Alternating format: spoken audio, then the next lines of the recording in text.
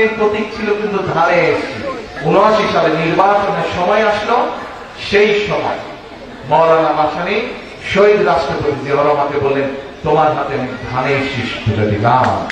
মৌলানা আব্দুল খান ভাসানীর জন্ম 1880 সালে এবং মৃত্যু 1976 সালে। উনি ছিলেন এক কিংবদন্তি অবিস্মরণীয় একজন নেতা। তিনি মজলুম জননেতা হিসাবে পরিচিত ছিলেন। ব্রিটিশ ভারত পাকিস্তান এবং স্বাধীনতার জন্য তিনি আজীবন লড়াই সংগ্রাম করে গিয়েছেন। তিনি 1971 সালে মুক্তিযুদ্ধে অংশগ্রহণ করেছিলেন। 1954 সালে তিনি যুক্তফ্রন্টের সাথেও যুক্ত ছিলেন। তো এই যে তারেক জিয়া, উনি বলতেছেন যে এই ধানের শীষ মাওলানা ভাসানীর ছিল, ওনার বাবাকে দিয়ে গেছেন। খুব ভালো কথা। তাহলে উনি কি কবর থেকে উঠে দিয়ে গেছেন? আচ্ছা, আবার যদি এমনটাই হয়, আবার যদি উনি এই কবর থেকে উঠে এই ধানের শীষ এই 2026-এ এসে কেড়ে নেয়, তাহলে বিষয়টা কেমন দেখাবে বলেন তো? কিন্তু দেখেন তারেক জিয়া কি বললেন। আসলে ওই যে বলছিলাম না যে মুখ খুললেই সমস্যা, তো উনি মুখ খুললেই সমস্যা তৈরি হচ্ছে। তো ওনার জন্য নীরবতাটাই ঠিক ছিল। আচ্ছা, আপনার যে এই যে স্ক্রিপ্ট রাইটার, মানে আপনার যে স্ক্রিপ্ট রাইটার, উনি কিন্তু গুপ্ত, আমার যতটুকু ধারণা। আপনার এই স্ক্রিপ্ট রাইটারকে আপনি পরিবর্তন করেন, কারণ একটাও কি ঠিকঠাকভাবে যুক্তি খণ্ডন বা ঠিকঠাক ভাবে কথাগুলো উপস্থাপনা করেছেন দেখেন তো? কারণ করতে পারেনি। আপনি যতগুলা মানে স্ক্রিপ্ট রাইটারের মাধ্যমে মুখ খুলেছেন, প্রত্যেকটাতেই কোনো না কোনো সমস্যা রয়েছে।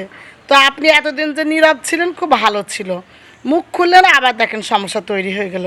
তো আমি বলি কি, আপনি এইগুলা না আলোচনা করে, বাপ দাদার গল্প না বলে, আপনি নিজে কি করবেন, ভবিষ্যৎ পরিকল্পনাটা কি, বাচ্চাদের কি করবেন, এই দেশ কিভাবে পরিচালনা করবেন, দেশ কিভাবে এই যে ক্রাইসিস মুহূর্তগুলো সমাধান করবেন, আমি মনে করি এইগুলো তুলে ধরা উচিত। লোক দেখানো, বিভিন্ন কার্ডের প্রলোভন দিয়ে মানুষের মন জয় করা যায় না। মানুষের মন জয় করতে হলে আপনাকে বর্তমান যে সমস্যাগুলো আছে সমাধান করতে হবে।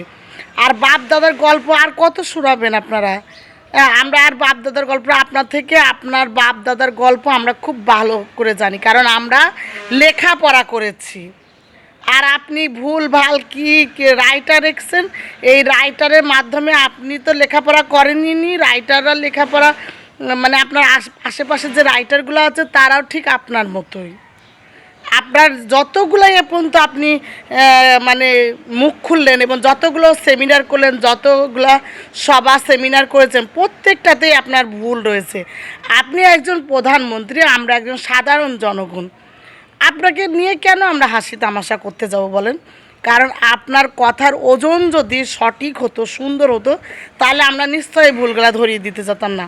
আর বর্তমান পোলাপান তো বোঝেন, এ চুরি পাকা। কারণ এখন আপনি প্রধানমন্ত্রীর ছেলে হতে পারেন বা প্রধানমন্ত্রী হতে পারেন, দেখেন দিন শেষে আপনার থেকে আজকেও কোনো দিক থেকে পিছিয়ে না। অতএব আপনি মুখ খুলে সঠিকভাবে সঠিক ইতিহাসটা তুলে ধরুন, আর নয়তো নিজের মতো নিজের কাজগুলো করে দেখিয়ে দেন।